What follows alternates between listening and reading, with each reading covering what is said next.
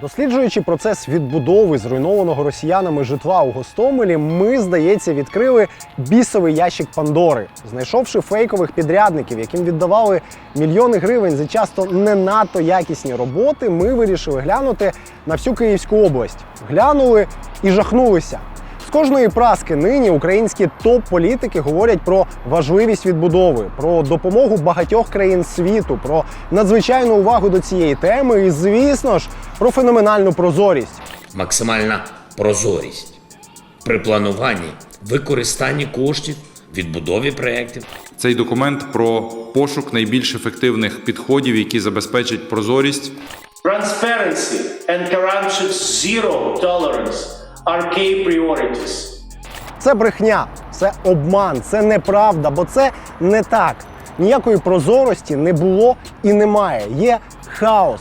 Десятки мільйонів гривень віддають бозна кому і бозна на що, часто не маючи навіть банального підтвердження того, що та чи інша компанія реально існує. Щоб не пхати всі наші знахідки в один ефір, ми вирішили зробити цілий цикл. Першим був Гостомель, за пару тижнів видамо матеріал про всю Київську область, а нині ж похідна історія, яка нас вразила особливим цинізмом, бо в цьому хаосі почав прослідковуватися процес проштовхування своїх у світ великих підрядів і великих грошей. Розповідаємо карколомну історію успіху однієї групи, а по суті однієї конкретної родини, яка різко почала отримувати десятки мільйонів на будівельні роботи. Про підробки, про фейки, про Маріуполь, про Офіс Президента, про міжнародних донорів і про брехню на кожному кроці. Ви дивитеся Bihus.Info, я Макс Опанасенко. Мені цей ефір допомагали робити мої колеги Наталія Лазарович та Олексій Ярильченко. Без них нічого б не вийшло. Пристебніться, буде цікаво.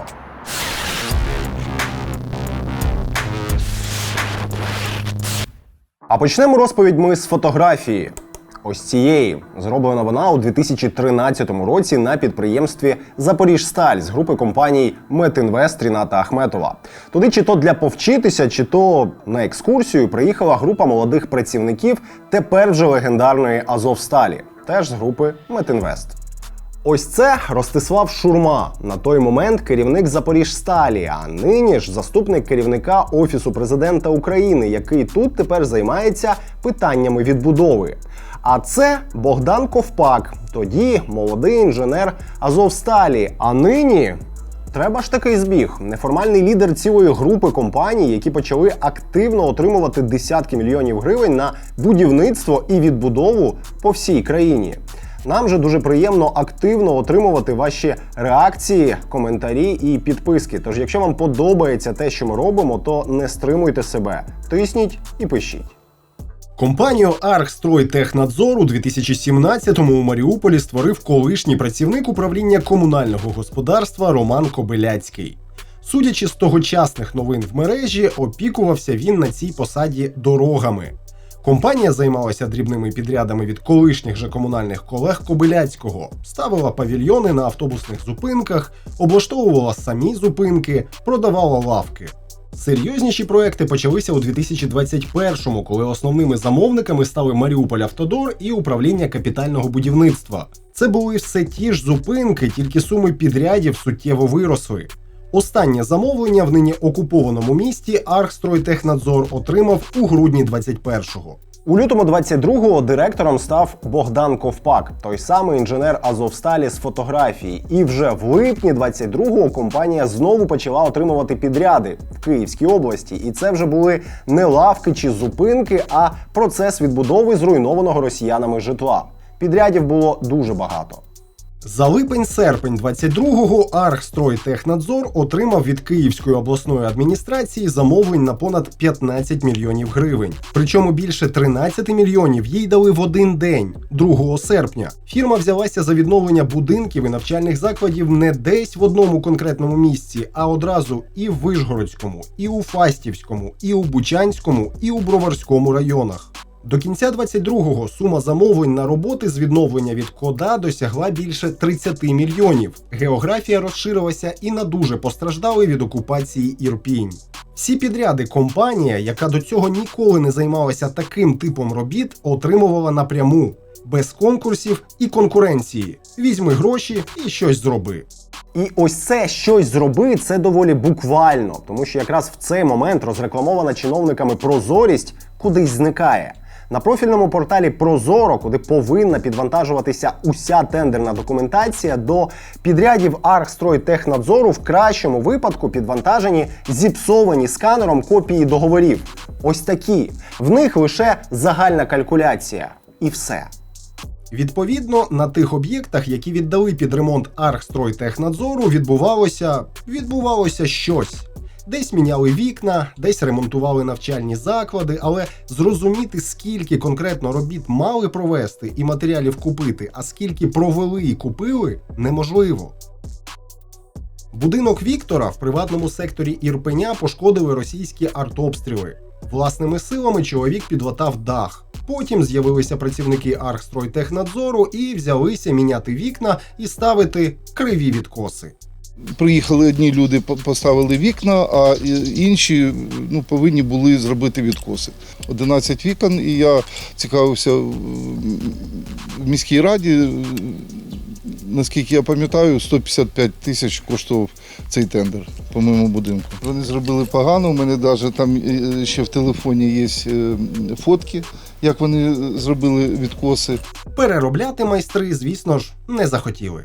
У мене була з ними домовленість, що я зроблю за свій кошт відкоси, і потім, якщо їх все влаштує, вони мені це компенсують, і я підпишу їм акт виконаних робіт. Чи ввода в експлуатацію, мабуть, так. Я до них звертався, так відповіді не було ніякої по поводу компенсації. Кошторис вони мені не показали, і акт вводу в експлуатацію теж я не підписував. Тобто вони прийшли до мене підписувати, я не згодився підписати, і я так міркую, що вони без мене там підписали і здали ці документи кудись там в архів. Замінювала вікна компанія і у двох багатоповерхівках ірпінського ЖК «Річтаун», якому добряче дісталося від обстрілів навесні 22-го. Жодного фінансового документу, навіть кошторису, я не бачила. Єдине, я ж кажу, була умова, єдине, що ми погоджували з підрядником, список переліку квартир. Я все перевірила, щоб на кожному було написано саме, що ламінація вказана, саме та ламінація, яка від забудовника. Архстройтехнадзор, отак, російською. З грошима тут також повний хаос. Якщо дивитися на Прозоро, то з компанією підписали 2 договори на понад 16 мільйонів гривень. Якщо дивитися на акти виконаних робіт, які ми 3 тижні видряпували в чиновників, то робіт виконали на трохи більше 6 мільйонів. Якщо ж дивитися на проплати, то отримала компанія вже чомусь 6,5 мільйонів. Якщо в Ірпені поточним ремонтом назвали лише заміну вікон, то що конкретно робила компанія у навчальних закладах області, взагалі не дуже ясно. Підрядів було багато і здебільшого вони були невеликі, до 500 000 кожен. Роботи вели, наприклад, в дитсадку в селищі Клавдієве-Тарасове. У тендерній документації сказано, майстри мають щось зробити орієнтовно на 100 тисяч гривень. На місці ж кажуть, замінили одні вхідні двері та 2 фрамуги вікон. Оце відкрите, хоч вона і опять ось тріснула, але вона була замінена. Пошкоджено було також фрамуга оцього вікна, яку нам замінили. Нижня частина, так? Нижня частина була, так. Відкос теж робили, чи це? Ні, відкоси не робили, було замінено тільки оцю частину, було розбите скло. В принципі, там не треба було більш нічого. Найбільший такий підряд стосувався Бишівського ліцею на трохи більше, ніж 3 мільйони гривень. І тут ніби й все в порядку. Школа дійсно була пошкоджена вибухами, не було ні даха, ні вікон, не було. 3-й поверх, це, знаєте, наче дах підняло і поставило. Всі перестінки були здвинуті в школі. Я так розумію, що дах повністю замінювали по всій?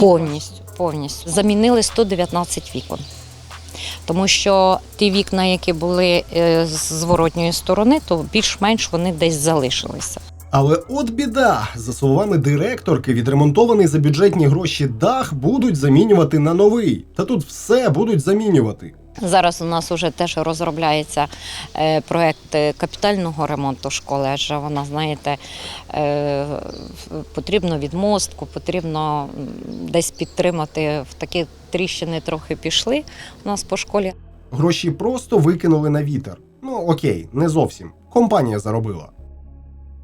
Мене це кошмарить. Взагалі кошмарить все, що відбувається з українським бюджетом і тендерами. А має ж бути зовсім не так. Кошмаритись має ворог. І ми з вами можемо з цим допомогти. Про кошмаромобілі 56-ї ОМБР вже ходять легенди. Це модернізовані пікапи з купою гучних і влучних подарунків для окупантів, які дозволяють нашим військовим швидко приїхати на точку, швидко відстрілятися і так само швидко поїхати. Наша Аня Калюжна, яка якраз зараз повертається з довгого відрядження, вже дуже скоро покаже, як ці штуки реально працюють. Моя ж задача зараз – зібрати грошей на ремонт і модернізацію цих автомобілів. Загалом потрібно 500 тисяч, сотка вже є, тож долучайтеся, будь ласка. Реквізити в описі під цим відео. Давайте перетворювати свій гнів, свою лють і своє роздратування в реальну допомогу українським Збройним силам.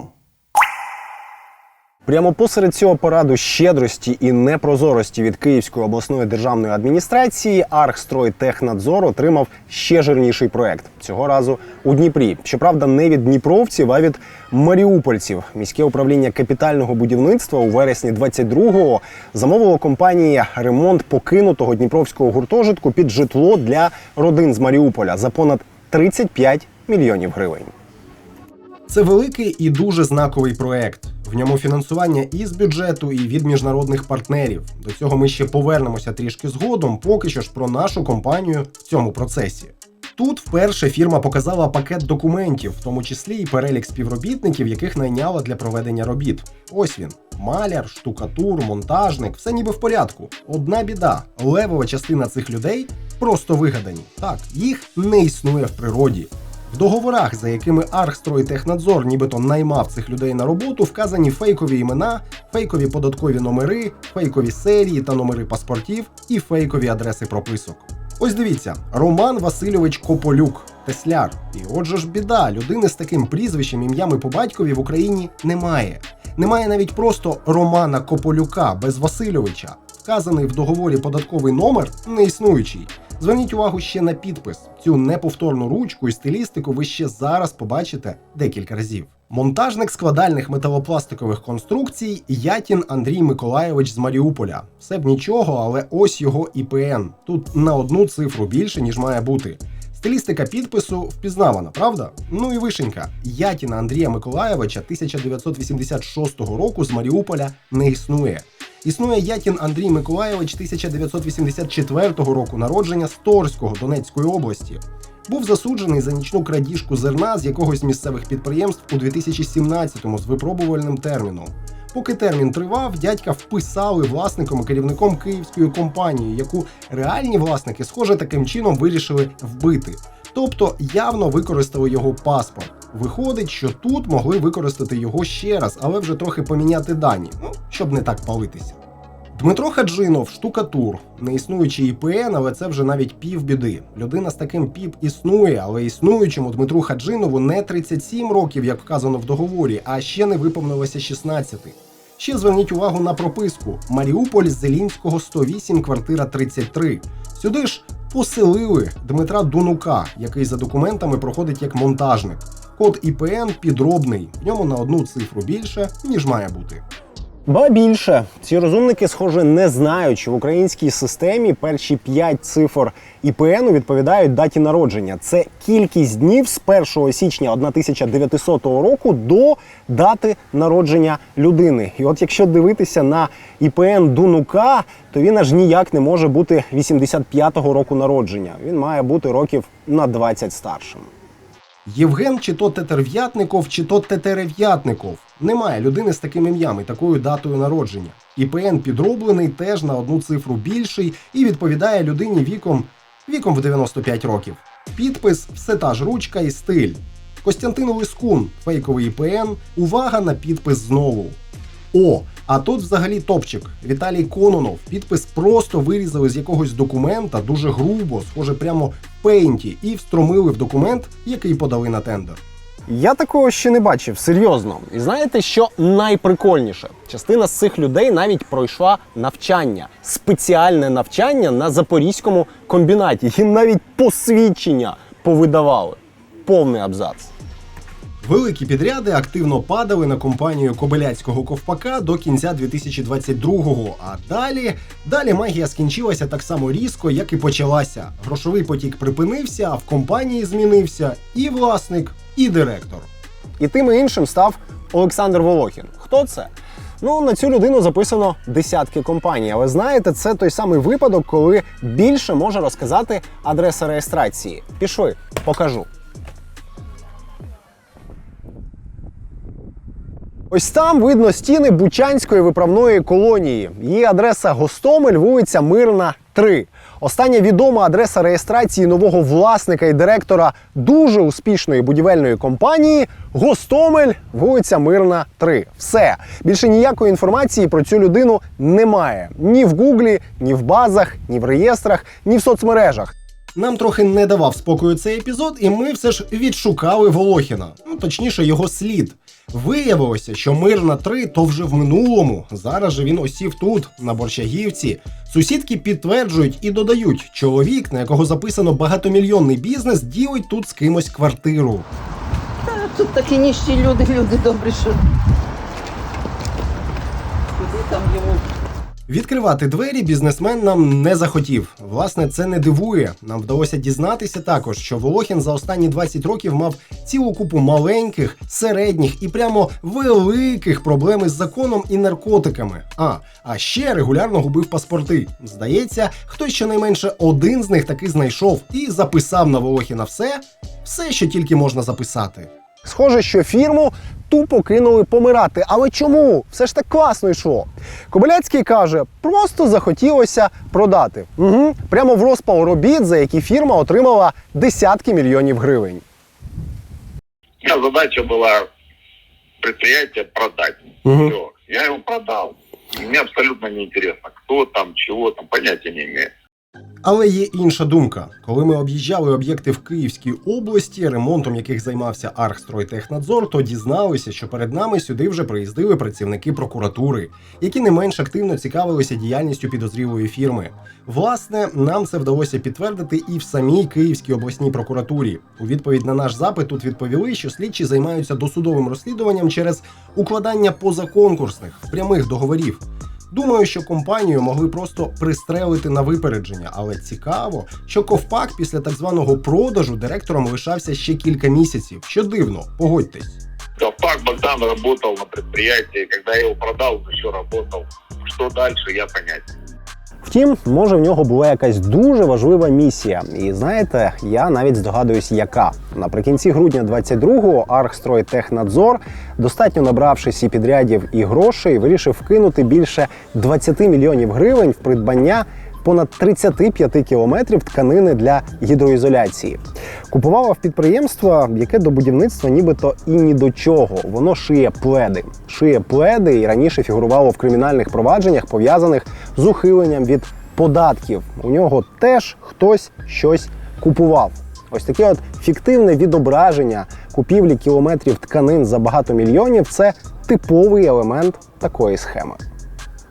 Ну і проміжний висновок. Основний підрядник, по суті, припинив існування в розпал виконання робіт. Але це зовсім не кінець історії. Зовсім. Святе ж місце порожнім не буває, правда? Компанія «Будівельні традиції», схоже, довго не могла визначитися зі своєю назвою. Її зареєстрували у 2021-му юристи, які займаються створенням фірм на продаж. І тоді вона мала назву «Квімпел Лайт». В листопаді 22-го юристи її врешті продали новому власнику, і тоді вона отримала назву «Постачальні традиції». Пару місяців подумавши, цей самий власник перейменував її вже в «Будівельні традиції». Ні, не власник, власниця. Власницею і директором будівельних традицій є Марина Утка з Маріуполя. Адреса її реєстрації збігається з адресою реєстрації Богдана Ковпака. В соцмережах 60-річної жінки фотографії з Богданом Ковпаком. Коротше, якось не виходить інтрига, тому прямо. Це мама Богдана Ковпака. Хлопця з фотографії з шурмою. Колишнього директора успішного Аргстройтехнадзору. Лише в березні 23-го компанія матері фінально визначилася з неймінгом, а вже з квітня на неї почали сипатися мільйонні підряди. Загалом за 3 останні місяці будівельні традиції отримали майже 30 мільйонів гривень. На що? На роботи на льодовій арені в Києві, на ремонтні роботи в Академії СБУ, теж в Києві, і на фіналізацію робіт все в тому ж гуртожитку у Дніпрі, яким до цього опікувалася компанія сина. Хороший феєричний початок, але от що цікаво, у компанії теж все фальшиве. Для того, щоб отримувати такі підряди, потрібно показати досвід аналогічних робіт. І в будівельних традиціях вирішили його показати. Ось цю довідку компанія підвантажила в Прозоро. І тут йдеться про те, що в березні 23-го фірма нібито провела успішні ремонтні роботи на одному з об'єктів в Києві. Послуги компанії «Утки» замовила інша приватна фірма, яка тепер дуже дякує за якісну співпрацю. Не знаю, будівельні традиції. Давайте, я все зрозумів. Укренерgoстандарт, будівельні традиції. Я зараз з бухгалтерії виясню, подивимося, що це там, що це ми їм робили. Це ми, так, підождіть, це якщо вони подавали, ми їх, це вони нам щось, вони нам, щось зробили. Я нічого не знаходжу з цим підприємством. Мені сказали, не знаходять вони дані. Тобто Місту, чи якого там, достатньо, чи якого. будівельні традиції компанії. Традиції. Не знаходять по традиціям. Я просто перший раз таким стикаюся, щоб якщо там ви щось там писали, його нема, не знаю. Традиції у нас нема в контрактах. Але правильно я розумію, що в бухгалтерії за тою датою березня 23-го року з такою компанією реєстрації якогось документу, довідки не було? Так, не було. От халепа. Виходить що довідка – це підробка? Виходить, що так, але традиційно далі гірше. Коли ми почали розбиратися з цими тендерами і ставити багато питань різним посадовим особам, заворушилася Київська льодова арена, якій будівельні традиції повинні були робити дорогий ремонт.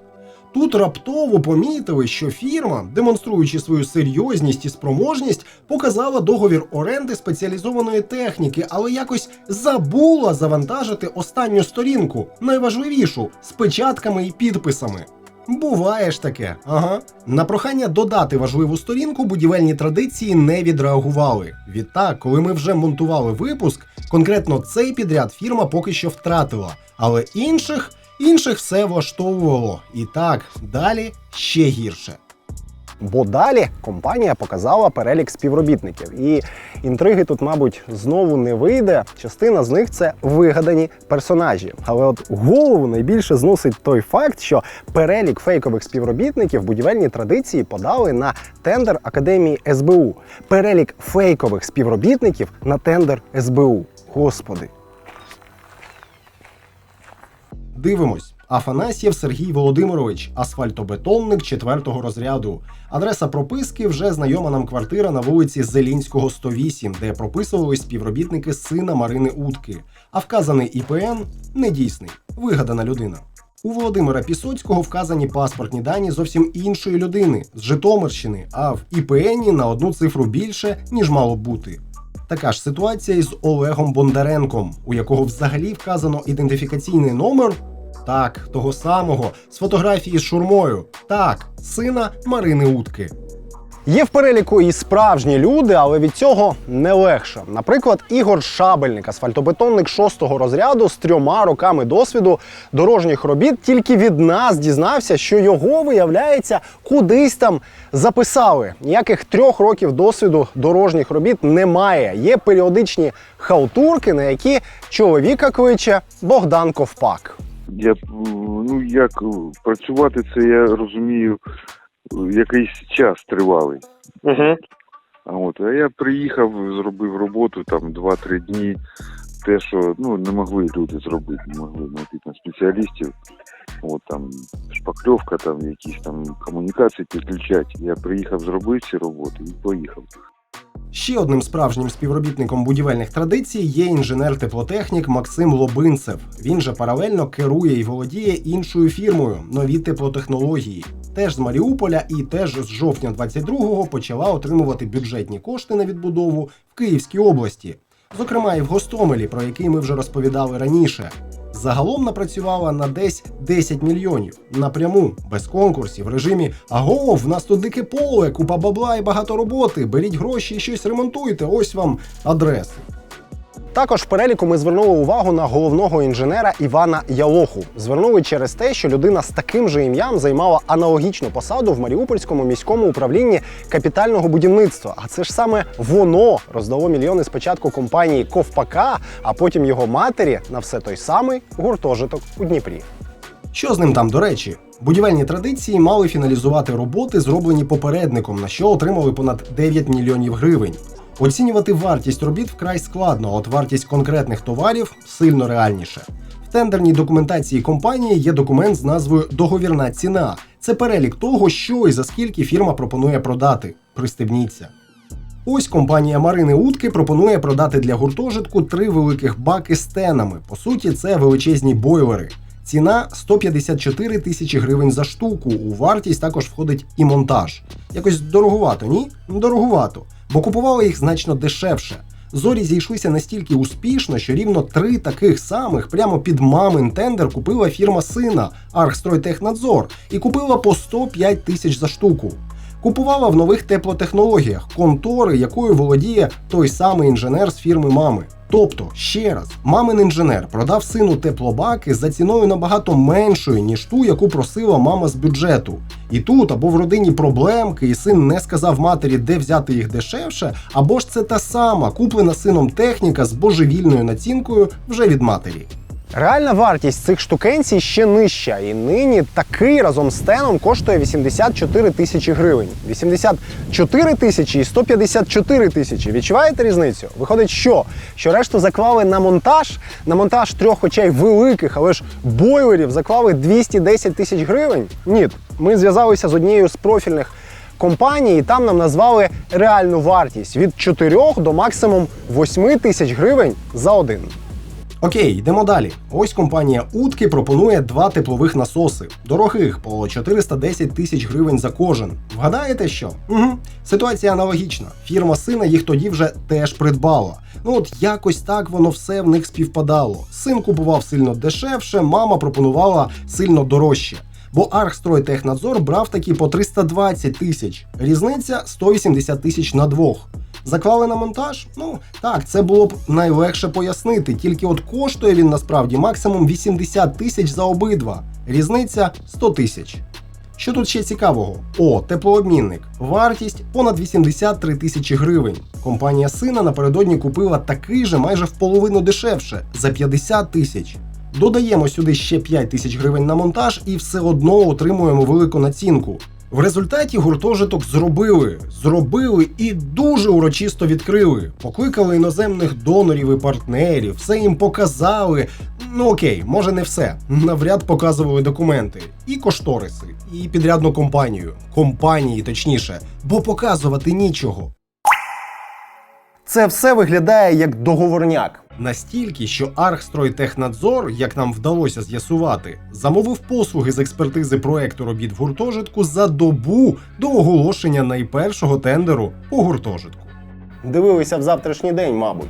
А якщо серйозно, то хтось же мав дати зелене світло і гарантувати, що конкретними роботами займуться конкретні компанії. І тут нам теж є про що розповісти. Компанії Романа Кобиляцького раніше можна було назвати тендерними улюбленцями маріупольських комунальників. І Архстройтехнадзор, і Євростройпроект отримували підряди на десятки мільйонів на роботи в місті і при цьому дозволяли собі брати участь в типових тендерних схемах. Так, місцеві тендерні комісії, наприклад, знаходили причини повідмовляти всім іншим учасникам тендеру, навіть якщо їхні пропозиції були вигідними, для того, щоб перемогла фірма Кобиляцького з найменш вигідною пропозицією. Богдан Ковпак, той з фотографії з шурмою, який в результаті і став директором Архстройтехнадзору, не взявся ні звідки. На нього раніше ще в Маріуполі записували компанію, яка була постійним спаринг-партнером у компанії Кобиляцького. Це типова схема, коли на тендер подаються споріднені фірми і створюють ілюзію конкуренції. Одною з них завжди була контора Ковпака. 20 разів вона брала участь в маріупольських тендерах і жодного разу не перемогла. Так він, схоже, і дослужився до директора Архстройтехнадзору. Були провадження з фабулами про завищені ціни і неякісно зроблені роботи. Були публікації місцевих журналістів про це. І що? Коли і кого це зупиняло? Чи могли в мерії не знати, що відбувається у їхньому ж комунальному секторі? Очевидно, що ні. В мерії після кількох тижнів перемовин таки погодилися на розмову. Тут кажуть, бізнес цей справді знають, і бізнес цей справді багато працював в місті. Ми знаємо ці компанії, так вони багато працювали в Маріуполі, але будівельні павільйони і угоди з будівництва будівельних павільйонів, вони не були їх найбільшою сферою діяльності. Ну а далі чомусь почалася гра в «ми не зобов'язані». Ну от, наприклад, перелік вигаданих висококваліфікованих працівників і дивні переписування компанії-підрядника. Документи на момент оголошення в прозоро на момент укладення договору були подані, тобто документи відповідали тендерній процедурі, було оголошено переможця, це жодним чином не оскаржувалося, роботи були виконані, і після виконання робіт, що відбувається з компанією, там зі структурою її власності або зі сплатою цією компанією податків, нас, можливо, сплата податків нас би турбувала, якщо ця компанія сплачувала податки в місто Маріуполь, в маріупольський бюджет. Але якщо це так не відбувається, то для цього є відповідні компетентні органи, які мають за цим слідкувати. Окей, з першим закінчили. Друга – будівельні традиції. Це компанія, з якою раніше ми не працювали. Цей проект було також виставлено на прозоро і перемогла вже нова товариство з обмеженою відповідальністю будівельні традиції. Архстройтехнадзор вже не приймав участь в цьому тендері, мабуть, через те, що там були вузькоспеціалізовані роботи, які вони не виконують. Але ж це фірма мами директора Архстройтехнадзору, і там такі ж вигадані співробітники. Навіть якщо обманули, ще раз, ми не зобов'язані це перевіряти, по-перше, а по-друге, нас цікавить в першу чергу терміни, якість і вартість виконання робіт. Усе це дотримано. Підроблена довідка про досвід робіт? Ви розумієте, ми не зобов'язані взагалі це відслідковувати. Суттєві завищення ціни на окремих позиціях? Звичайно, по якійсь позиції ціна, яка конкретно у цього підрядника, вона може бути трохи вища за ринок, по іншій позиції трохи нижча за ринок, тобто кожен бере свої.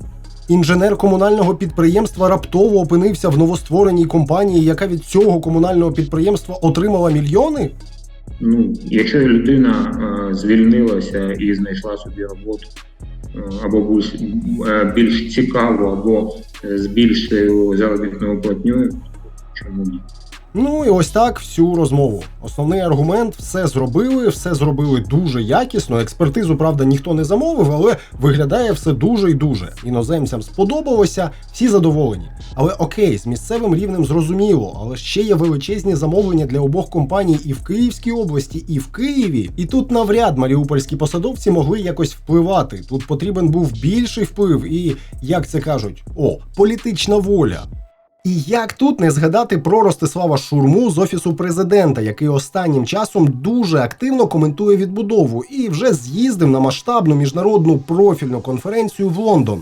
Це ж спільним фото з ним свого часу хизувався Ковпак, який за кілька років абсолютно випадково очолив фірму, на яку посипалися замовлення на відбудову.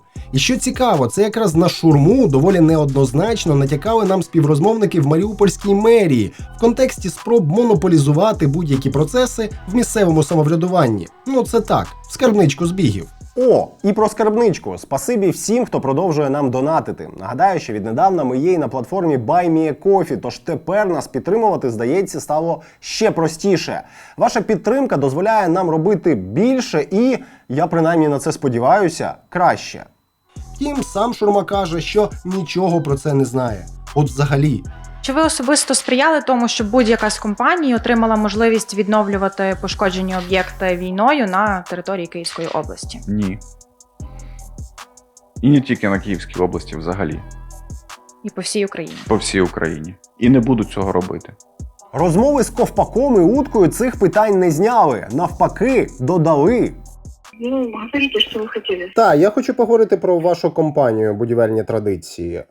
Зокрема, дізнатися, яким чином така новостворена фірма почала отримувати великі підряди так раптово. Ви извините, я зараз на роботі, давайте попозже з вами. А пізніше коли зручно буде? Немає взагалі інформації ніякої. Ну, ви ж були директором. Як ви можете не мати інформації? Ну, мене звільнили, є же власник. Ага, я зрозумів. А скажіть, будь ласка, який стосунок ви зараз до будівельних традицій маєте? Там ваша мама Марина Утка зазначена власницею зараз. Таку слышу вообще предприятие. Як це може бути? Ви не знаєте, де мама працює?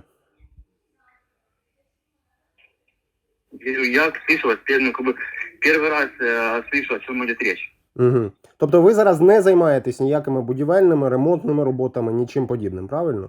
Ні, не займаюся. До гуртожитку в Дніпрі для тимчасово переселених маріупольців ви теж, судячи з усього, не маєте ніякого відношення, так? Як вас зовут, не расслышал. Мене звати Максим Опанасенко, телепроект «Бігус.Інфо». Да, Максим. Если у вас есть какие-то там запитання... Є. Да, вот можете в письменном виде их отражать. Так а для чого? Я дзвоню вам, щоб розпитати. Я не знаю. Еду в метро, связь плохая. Есть вопросы в письменном виде. Пишите. Ага. Вам руководство предприятия предоставит ответы. А яких підприємств, вибачте? Ну, которые вы задали. Вот всех предприятий пишите. И Ага. все предприятия вам дадут ответы. Ага. Я розумію, там просто ваш номер телефону зазначений. Я повторяю, пишите в письменном виде, вам дадут ответы. В противном случае вам напишут органы. Які органи, перепрошую? Правоохранительные. Все, Максим, давайте. Ага, да. Дякую, гарного дня. Побиляцький же спочатку взагалі робив вигляд, що нічого не знав. Я учредитель компании являлся на тот момент. Угу. Я являлся на тот момент. Я как учредитель, мне вообще абсолютно неинтересно. Есть директор, который занимается и ведет работу. Компания работает, когда я являюсь учредителем, что-то там зарабатываю. Ну, мне как учредителю этого достаточно. Потім намагався завірити нас, що секрет успішного отримання мільйонних тендерів – це просто відкривати ноутбук і подаватися на них. Сел и начал что-то делать. Зашел на тендер, там, зашел сям, начал участвовать, подавать документы. Что значит, куда-то кто-то кого-то зовут. Подался на тендер, выиграл. Не я имею в виду, компания моя, да? Пошли. А в результаті прийшов до все того ж залізобетонного аргументу. Ну так все ж зробили, що вам треба? Но сделано достаточно хорошо. Не как общежитие какое-то, которое там за 3 рубля сделается, лист за лист.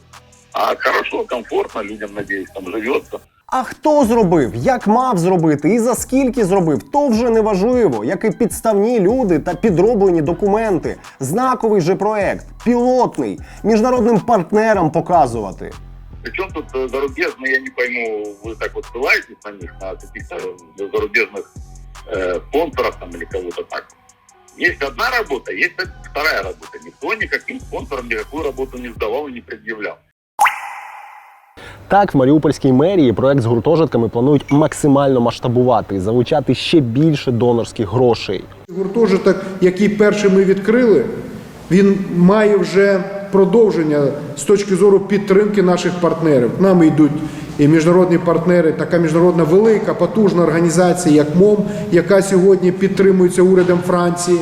І так само сьогодні йдуть до нас USAID, які так само хочуть підтримувати цей дуже важливий проєкт, який виключно направлений на підтримку та допомогу нашим шановним Маріуполем.